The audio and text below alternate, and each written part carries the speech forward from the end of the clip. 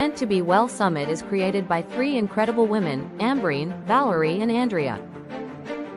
The main objective is to bring together experts from around the world to raise awareness about the importance of holistic well-being. This summit aims to explore the multidimensional aspects of well-being, including physical, mental, emotional, and spiritual health. This isn't just any event, it's a unique, global summit marathon designed to cover all time zones across the globe. We created this event because we genuinely care about you. We believe that everyone deserves to thrive and live a life of well-being. This summit isn't just about learning, it's about transforming your life. Our speakers are dedicated to inspire, uplift, and help you tap into your full potential. Join us, and let these world-class thought leaders guide you toward a higher level of mental, physical, and spiritual well-being. Hello, everyone. Thanks for joining again. And so this is the last session of our summit, and we'll be talking about the power of empathy in leadership. And that is one thing that is very much needed in today's world. And I'm so honored to be joined by one of the most amazing person, Paul Gunn Jr. He is an amazing person and a great leader. He is the CEO and founder of KUOG Corporation, and he's also the best-selling author of Wall Street best-selling author, and the other also the best-selling. I don't remember the exact thing, but overall the international best-selling author of the book Succeed the Right Way, and he is leading actually the right way, and he's guiding the leaders to lead the right way. And that's what exactly we are here to talk about, to discuss that how you can bring back the empathy in leadership, which can help you lead your teams in a better way. So thank you so much, Paul, for joining us today. And thank you, Bernie, for having me. It means a lot. Yeah, it is definitely an honor to have you with us on this, and especially I'm so grateful that you're joining from the conference. You're already on the conference of the Inc. Conference, and you woke up early, like it's 8 a.m. for you. So I'm really grateful to you for actually joining, to make an effort to join this summit. This is a great honor. So let's move to the discussion. Yeah, empathy is actually, to me, is a superpower, because that's how that allows us to connect with others on a deeper and meaningful level. And the stats also shows that, that especially the Harvard Business Review shows that 90% of the top performing leaders have high emotional leadership, high emotional intelligence, which includes empathy as a key component. Also, some of the stats shows that the 50% of the employees feel more, engaged when they practice, when the leaders practice empathy. And like the list goes on. The more we get the studies, we see that empathy has positive impact on employees' health, employees' well-being, and eventually to the corporate and to the the performance and results of the corporate level. So I would just ask that how we can actually add empathy to our leadership, how we can practice empathy in leadership, where, like, when the leaders are required to deliver results, and especially in this kind of a competitive environment.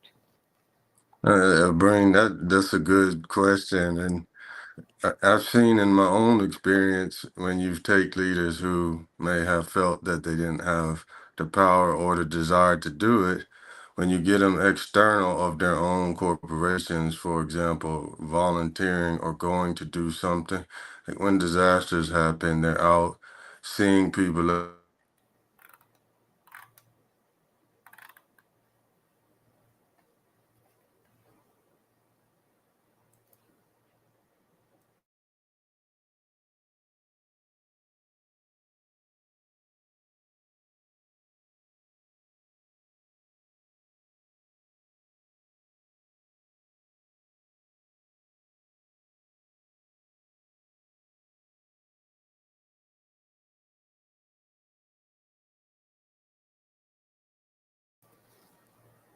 I think we lost Paul. Are you still there?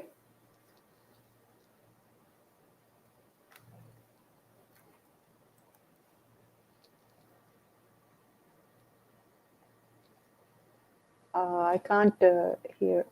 I think there is some technical problems that we lost Paul because he was joining from the from somewhere, maybe like he's not connected well. So anyways, we can actually continue the discussion, because as I was sharing uh, the stats that, like, well, the studies shows that according to even Forbes, leaders who practice empathy sees 50% increase in employee engagement, because it makes them employees feel more valued and understood when leaders practice empathy. And there is another study that was done in the workplace and found that 92% of employees would be more likely to stay with the company if their leaders showed empathy. So this is also one of the very important things that, one, when they feel when employees feel more heard and valued, they're likely to feel more loyal with their employers. Another study shows that 61% of the employees with empathetic leader report being more innovative at work, compared to only 13% of the employee with less empathetic leadership. Because I personally feel that when leaders practice empathy, they create an environment where people feel more safe. They create psychological safety. So that's how it is. And when people feel more safe and secure, they are more open to share their authentic ideas, and they feel more innovative, I guess. Yes, absolutely. It's not about the dictatorship, and that's how it is. You cannot bring out the innovative or creative ideas from someone who's been, like, let's say, micromanage or something like this. So let's see that what happens to Paul. Let me message him and see.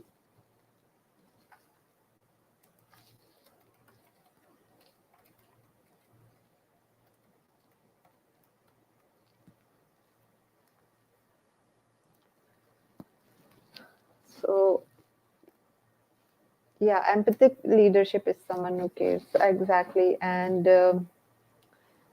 till he's coming, we can discuss more, because empathy is also very much close, is a topic that is close to my heart. And it's scientifically proven also that those who are empath are more sensitive to others, because the scientific studies shows, especially, that there's some part in our brain is hyper or more sensitive, especially which are the more, I would say here, the mirror neurons play some more important role. And mirror neurons are the ones basically that that shows that when when you see someone doing something, it creates the same impact on you. Like, that's what happened when you see a very sad movie or tragic, or you're reading a tragic novel. You start to feel, and and that happens to me also. Like, I cry when I see the tragic movie. So when you see someone else going through some a difficult time, or even when you see someone laughing, you start laughing. This happens because in your brain there are neurons called mirror neurons, and that's how you start feeling about others. And you start that those mirror neurons start to mirroring their emotions in your mind to feel feel their reality. And those who are empath like me feel the other's emotion more easily. The other study also shows that there is basically, when people, it's more of a spiritual side, that we all have that kind of aura, or this spirituality that that emits some kind of vibration, or that creates some field around us. And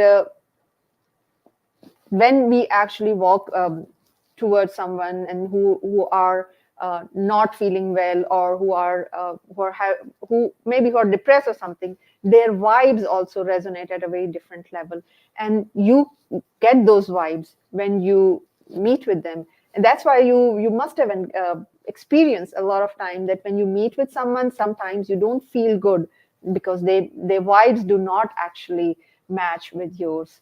So that's how you feel that the difference in differences, different frequency and different in vibration.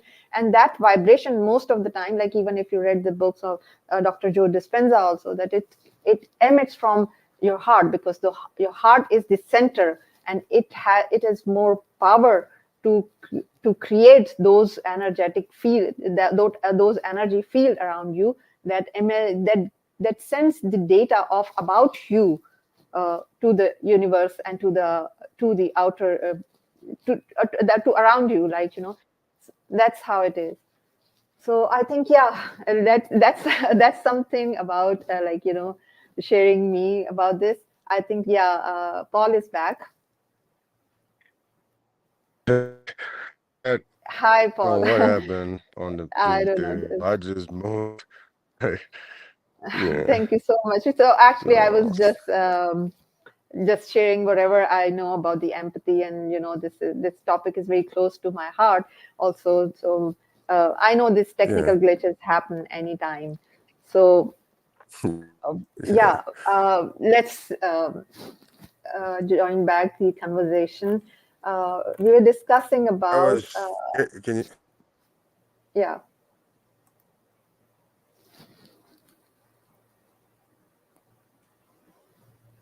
I think your connection is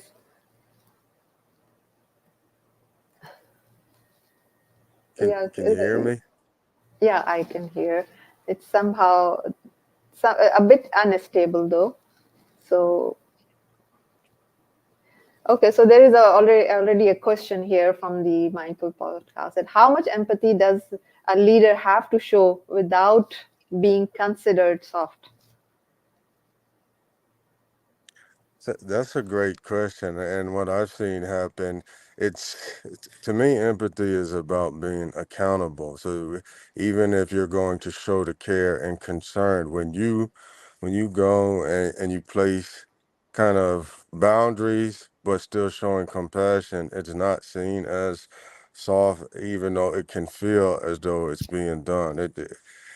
So I can share from my own experience. You don't want to burn yourself out where you're just always placing yourself to being drained because you give so much. When you have a team member or someone you're sharing compassionately with about a situation, sometimes having two people step in to address the same situation from a leadership standpoint, whether that's your co-founder or another executive who can deliver or follow on what's compassionate being trying to be shared, and then you come out with a caring and accountable delivery that even though the other person may not like what's going on, in the end they have received it from a place of yes, even though the action itself may be difficult to explain, because when you don't show it, people are going to have their opinion one way or the other. So whether you do it or whether you don't, and that's taken me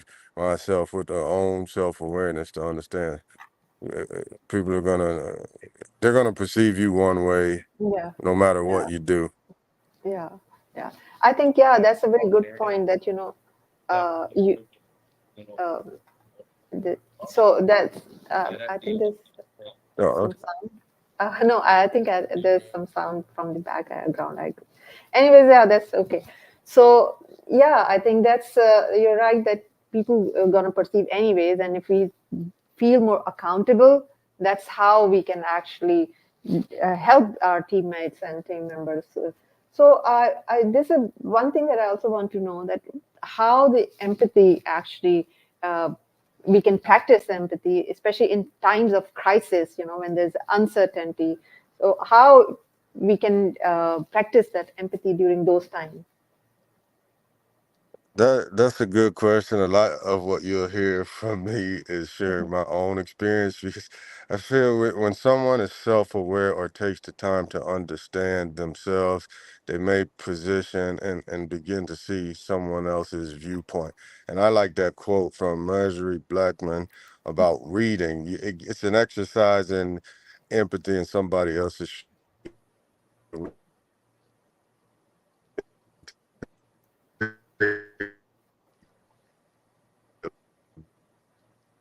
ability to read and know how things are going on from what's been.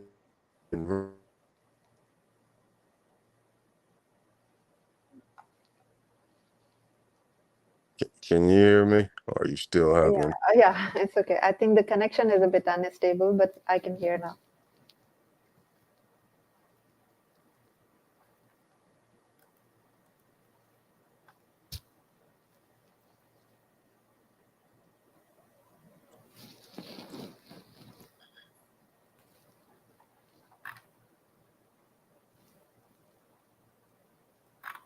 I'm I'm here.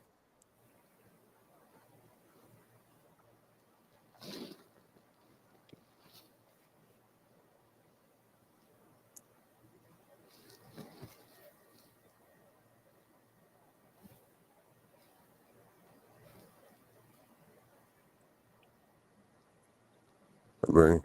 Yeah, I think Can you hear me? you froze actually. I don't know. We cannot hear. I think the connection is very unstable. So, anyways, I think yeah, I think now you're back.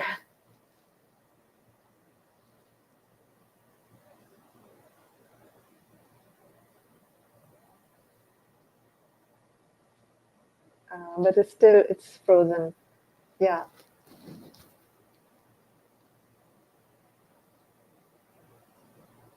yeah. I think you now it's stable. It seems stable. Yeah, I mean, I think there's the issue. I have full connection. It's just not. It's, this is one of the I, strongest places here. It's okay. Sometimes it happens. So like just before your session, somebody was having the completely perfect connection throughout the session, but just 2 minutes ago, 2 minutes before the session, his computer crashed. So anything can happen. I know. Yeah, Oh man. yeah. So we can carry on the discussion. Yeah. Okay. That. So I think No. you're back. So. Yeah. Okay, so let's move on further. It's especially now we talk about empathy being the very important and like very key traits in leadership. But now we see that it's a digital era and people are moving to the digital platform. So I know that when we are like in close proximity, people like especially in the leadership, we can get others wise, we can actually connect better with others. How a leader can actually maintain that connection? Oh my god. Now talking of the digital era, this happens, and how that was my main question actually, that how a leader can connect with empathy, how a leader can practice empathy, especially in digital era when people are so far away digitally. So let's hear from Paul when he comes back. But let me share my view till then, that I personally see that empathy is a superpower, and that doesn't require time or space. You can connect with people no matter how far they are. You can get their vibes.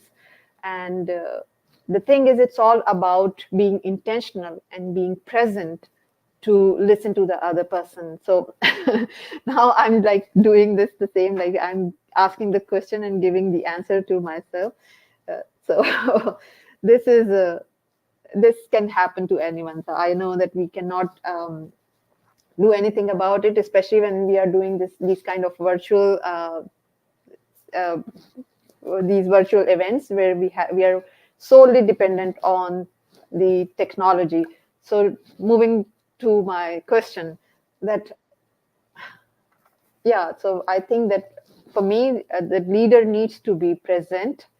Uh, it doesn't matter it's digitally or it's in person. A leader can be there. But let's hear from Paul if he's back.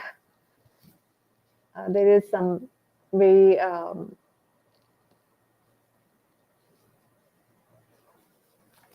anyways, okay, so till he's connecting. Can you hear me? Okay. Can you hear me? Yeah, we can hear, but we can't see you. Yeah, I No don't know problem. what's That's going on. Okay, fine. how that's about yeah, that's fine. That's fine. That's fine. Oh, of course. I mean, no, you yeah, are. and Yeah, yeah, no problem. Go ahead. yeah, in a digital era, heck, you're having to show some empathy right now for me and all the guests that's going. Things happen, things go wrong. Nothing's really ever set in stone. And a lot of it where I look is tone. How do you deal with the tones? Because if you're not physically seeing somebody to understand and really get it, you have to get that from email many times or a chat. So you try and look at how your words are being positioned or how would you be in the mindset if you're receiving that type of email. And sometimes it's you can send emails out not from the right state of mind and from an emotional standpoint. So you want to pull back or maybe follow back up, but it seems many of the times if you're mindful that you don't have that presence, physical presence to clear up things, if you're kind of forward thinking on how that email is going to be received or chat by the other person, it's a good start to go in. Yeah, that's true. And I think I just shared, and you're not there again. But basically, the digital era, as you said, that maybe we can have chats or email, and I think we need to take it as a blessing that okay, in person sometimes we are not always there, especially for, let's say, in the office environment or in the workplace. We are connected there for some only for particular time, but with these digital platforms we can actually connect with any other person anytime, and with lots of other ways as well, like you just mentioned, that we can have emails or chats or many other platforms we can connect with them.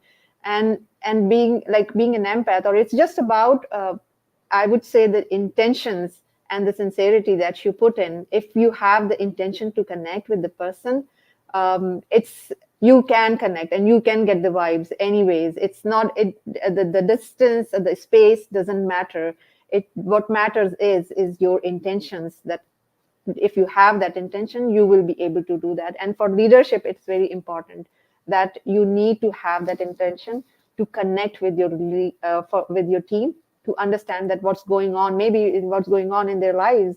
And then when you connect with them, when you find out that whatever is happening, you would be able to help them out, and you actually get the perspective right?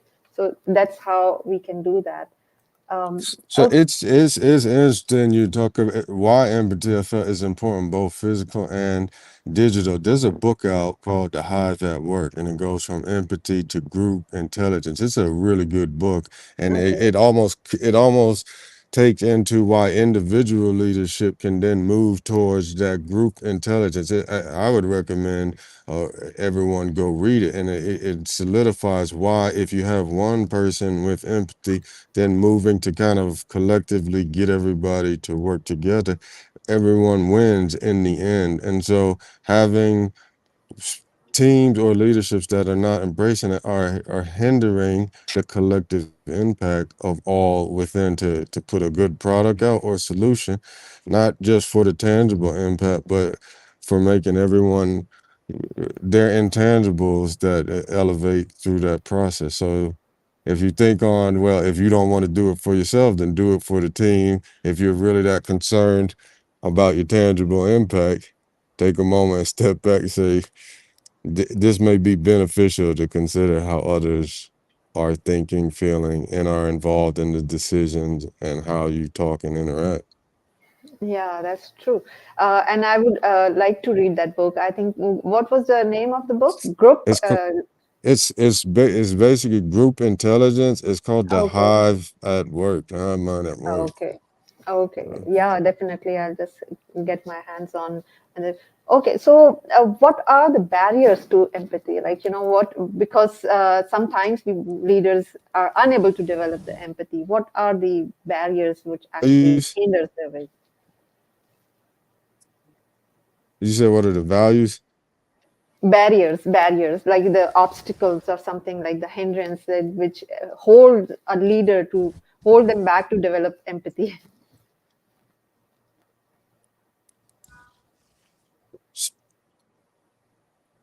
I don't know if you can hear me, but I feel Okay. Yeah, I can one of hear. the major ones is you don't want to be perceived as weak. And that then trickles down to many other things going on uh, within themselves. It's not having the self awareness to realize your team members are equal in their own power as a human, and taking aside your title to understand and communicate as a human with someone. So the title really shouldn't mean too much, but if you take into account what were you doing or what would you feel in that position if you needed to hear something or receive something, not to the point where you burn out, but I feel those two things, they're going to burn out if they continue to show so much care, and two, they're going Yeah, to be weak. So that it's a difficult balance to find those two. And I would say from my own personal experience, you had to learn that don't overburn yourself out from doing yeah, it early on, but yeah. not showing it is just as much as a hindrance. Yeah.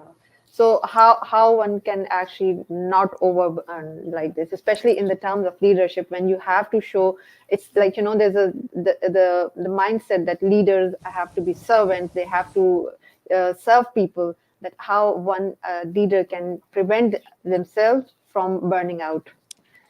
So I'll be transparent here. For a while, when it was doing it, when it was first starting out in entrepreneurship, I didn't see the value of having an external advisor, someone I want to say like a coach or a personal somebody you can just quietly and discreetly share things and bounce off when when the lights essentially go off, and explain the things that are hindering someone kind of with a navigation to basically tell you, hey, you're going too far. So someone who can hold you accountable, whether that's within your company or with not, because at some point you're gonna have to be accountable. So if you haven't learned it, having someone around, whether in your family or external, that you can share things and say, hey, look, I'm going this way, or they're quick to point out you've gone a little too far. You can that's kind, you want to try that, but you got to put the barrier in here. So if that's not something that's innately developed, having an external coach or person who's recognizing the trend, because it's not overnight,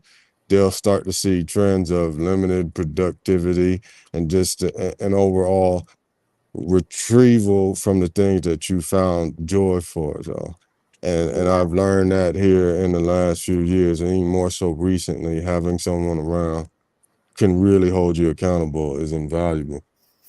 Yeah, yeah, I think that's a very good advice that, we need to have some coach or something who can actually help them.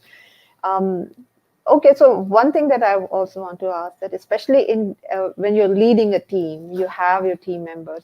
A leader can be can practice empathy, but how it leader can inculcate empathy in in the team, right? Because team member might not practice the empathy with others, so like how to prevent that to happen, or how others to inspire other to actually practice empathy in your team.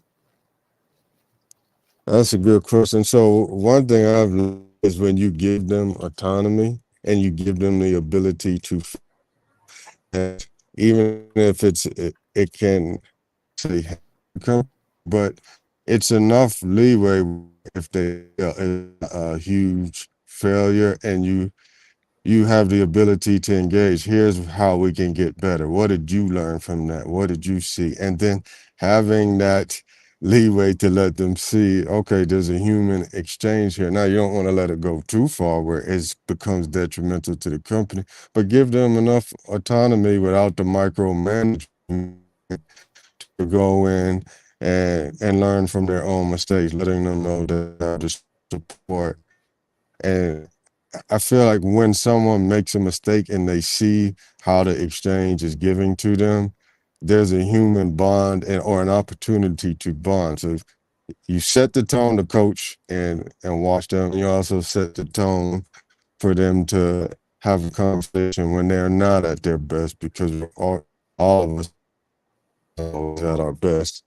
And it can begin to, some people who feel they never make mistakes, you give them that autonomy as well long enough, they're also going to be in a position where you'll have to have a compassionate, tough conversation, but they'll come out of that. They'll come out of that learning something. They may not express it then, but they will in the end. Yeah, that's a very good point. That you give them autonomy and then give them the ability to perform. But then again, I would just you point out that some people are tough. So how to actually, especially like for empath, how to deal with those tough? It could be your client, it could be your team member. So how to, for especially for empath, when you're practicing empathy, how to deal with those kind of difficult people around. Okay, that's a good question. Transparent. I'm gonna give you an example from with me. So when you learn the person, people signal a lot who they are. So Mhm. if you're mindful of this and you're dealing with somebody who's been challenging to deal with, you kind of you recognize their strengths, you recognize their weakness, and what I've done to do is you pull back. You pull back for a moment, and I'm sorry for the Mhm. there. You pull back for a moment and let them kind of where's this going to? Sorry if this is hanging. No problem. Can you hear me? Yes.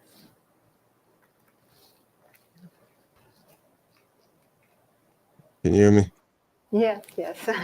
You're with us. Yeah. Yeah, we can hear, and I think it's perfect.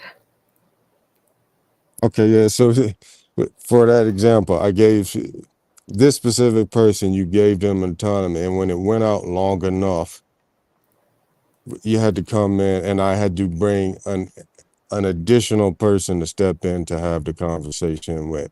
And so I had to recognize the positional and the personal power.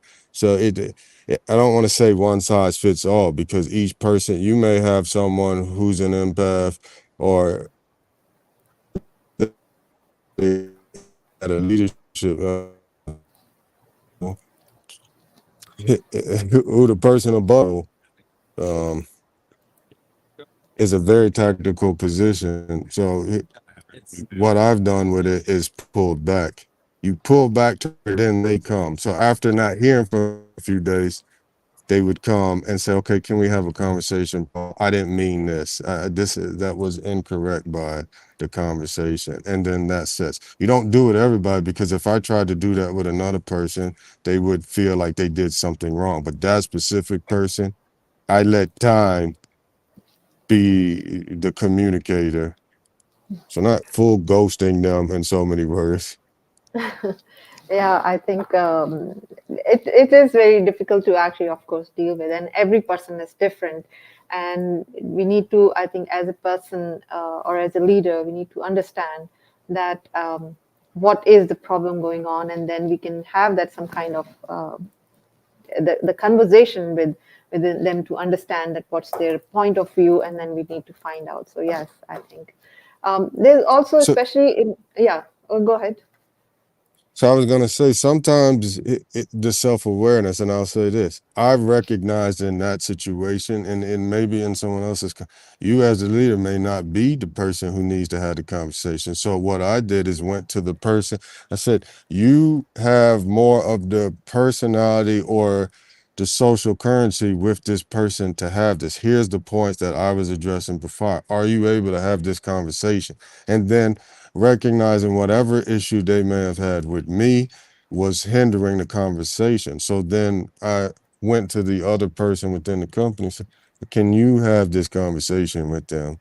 And then it's received well. So after they have it, then they come back, well, Paul, I didn't mean it this way. Can we Ah, it's like okay. it works well. So it's recognizing to move your kind of title out the way. Someone else was able to have a conversation with them, Ah, but it's because you have learned each person's strength and weakness, who's best to deal with who, and it may not always come from you as the titled leader.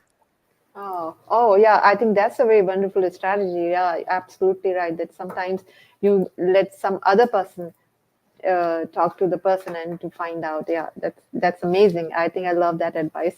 And okay, so I just want to ask maybe the last question that like there's a lot of buzzword these days that inclusive and like diversity and inclusive, especially for the leader.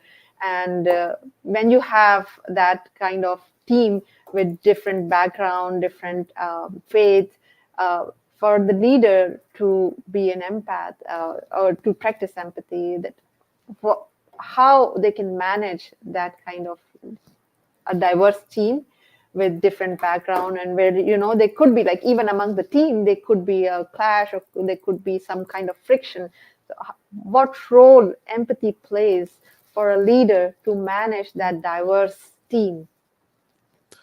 Th- you're speaking to my heart, and I'll say this. Others have deemed me as an empath, and I'll say this.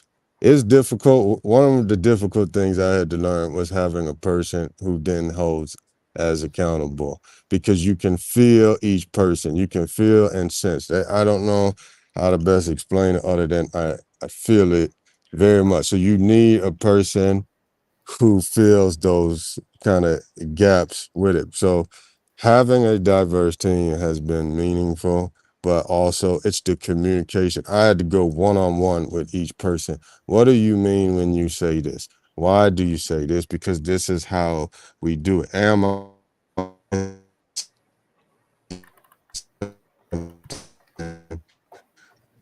have my own bias here, as we all have them, and I want to make sure I'm not seeing this the wrong way.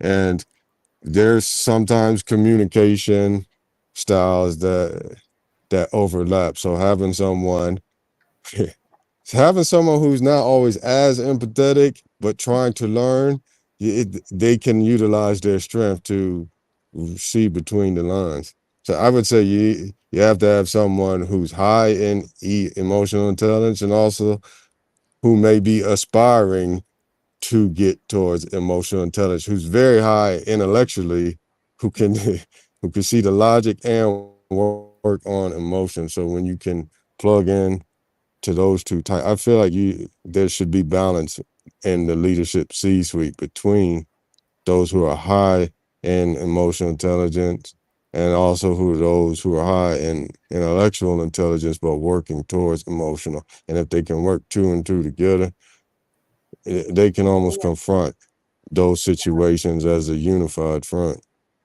Yeah, I think that's very important. But that again leads to another question, that how one can develop that kind of high intellectual, emotional intelligence, because people may claim, but they may not have it. How you find those people, those who are actually high emotionally intelligent people?